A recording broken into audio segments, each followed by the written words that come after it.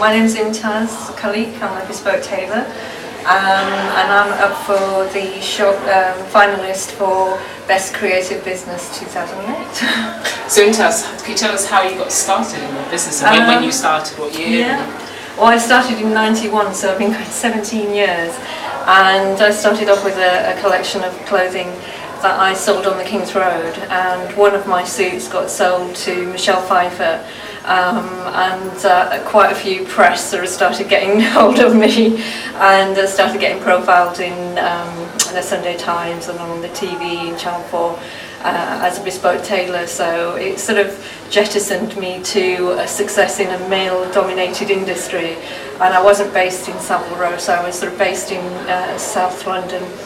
And then I sort of moved to the West End, so I was there for about 7 years, and now I'm in East London. Right. And so how did you come to be nominated for this award? Do you know who nominated you? I've no idea who nominated this. It's obviously very worthy from what you've said, so we know that from your profile. This year's been the year of awards, really. Shortlist, this is the 6th one this year, so and they're all sort of come out of the blue.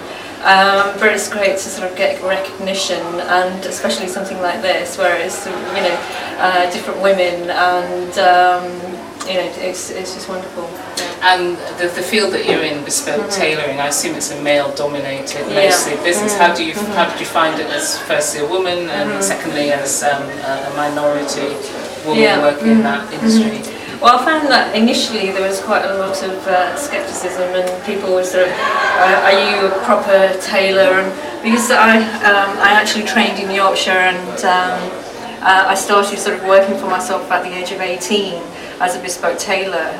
So I had a sort of long history of working, and then I studied fashion, so I sort of combined the two. And I think that's what broke me into the field that's mainly male dominated, because I sort of had this fashion outlook as well, so I could sort of put that in, and that's how the suits started getting to be on demand.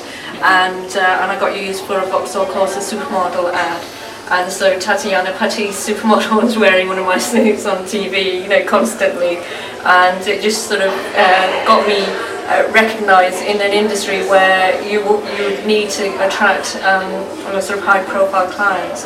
And I sort of started getting the high-profile clients because they saw, my work, and it was a work that spoke for itself rather than me having to say I'm a woman, but take me seriously. Sure. Yeah. And as your profile becomes raised, how do you retain that sort of, I guess, the small business mentality, ethos of when it's small businesses do have a different sort of way of working than large corporates.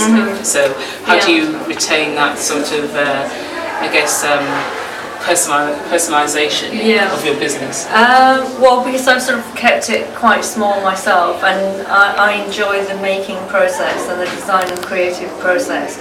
So I'm sort of being led by that, rather than sort of selling out and then joining other companies, which I've been sort of asked and approached by other companies.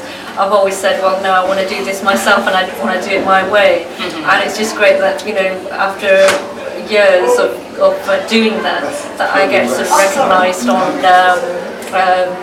I was featured on BBC London News and Radio 4, and so people are sort of coming to me and sort of saying, you're that woman that was on telly, So, and I'm a fan of your work, and I initially think, oh, maybe they think I'm some actress or something, but then realise it's for the tailoring. Okay. And just finally, what does it mean to you to be nominated for a Precious Award? It means quite a lot, actually, because it's a sort of being recognised by fellow people who have gone through the journey. So, and I've been through that journey, and that this recognition means an incredible amount for me and for the business.